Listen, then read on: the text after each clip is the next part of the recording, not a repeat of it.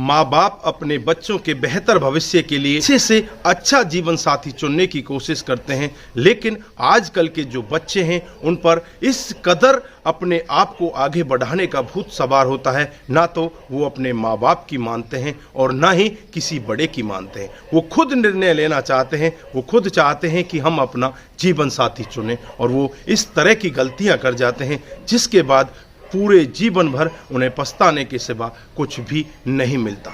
दोस्तों, आज की घटना जो मैं आपको बताने जा रहा हूं, इसमें एक ड्राइवर अपने ही मालिक की बेटी के साथ अवैध संबंधों में होता है। इस सब को खुद उसकी माँ अपनी आंखों से देख लेती है। उसके बाद जब माँ का क्रोध बढ़ता है, उसके बाद माँ जब इस सब के बारे में अपने पति को बताती है और जब माता पिता दोनों बैठकर एक निर्णय लेते हैं, आप भी पूरे मामले को जानेंगे तो एक बार तो आपको बहुत ही ज़्यादा गुस्सा आएगा, लेकिन जब माता पिता के निर्णय को आप सुनेंगे तो आप भी माता पिता को सल्यूट करने के लिए तैयार हो जाएंगे। दोस्तों, ऐसा उन माता पिता ने क्या निर्णय लिया था, आइए जानते हैं पूरा मामला क्या था।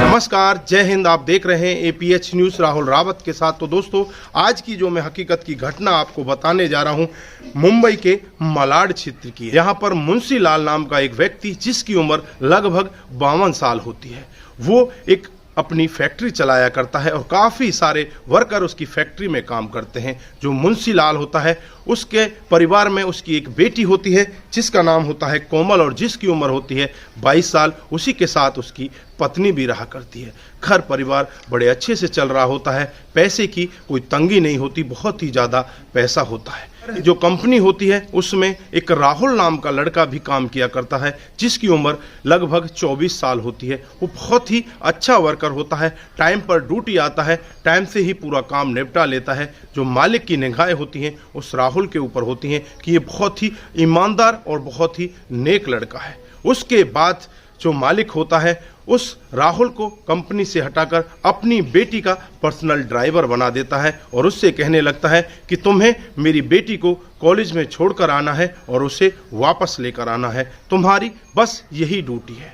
अब राहुल उस ड्यूटी के लिए तैयार हो जाता है और ड्यूटी करने लगता है। इधर जो मालिक होता है खुद 10 दिन के लिए बाहर चला जाता है, उसका कुछ बिजनेस टूर होता है। इसी बीच में राहुल और कोमल की नज़दीकियां बढ़ने लगती हैं। धीरे धीरे वो एक दूसरे के करीब आने लगते हैं, एक दूसरे के प्यार प्रसंग में हो जाते हैं। और एक दिन का वाक़या होता है जब पिता वहाँ पर नहीं होता, घर पर अकेली माता होती है और वो एक कमरे के अंदर इस तरह की आपत्तिजनक स्थिति में होते हैं जिसे माँ देख लेती है। माँ देखकर वहीं पर रोने लगती है और वहीं पर सिसक सिसक कर नीचे बैठ जाती है। अब उसे इंतजार होता है कि अपने पति का, कि मेरा पति आए तब इस सब वाक़या के बारे में मैं उसको बताऊं। वो बहुत ही सहनशीलता तरीके से अपना काम लेती है। वो वहाँ पर चाहती तो शोर मचा सकती थी, वहाँ पर चाहती तो पुलिस को बुला सकती थी, लेकिन वो ऐसा नहीं करती। वो चुपचाप बैठ जाती है और अपने पति का आने का इंतजार करती है।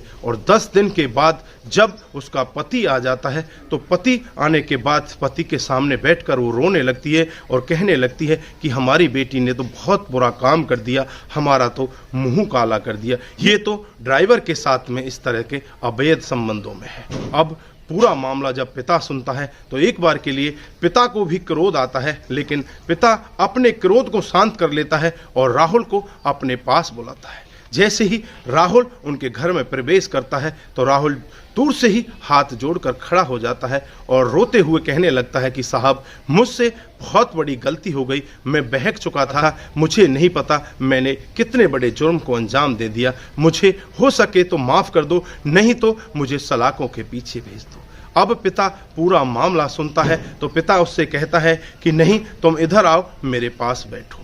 फिर उसे अपने पास बिठाता है और उससे कहता है कि मैं तुम्हारे साथ में अपनी बेटी की शादी करना चाहता हूँ।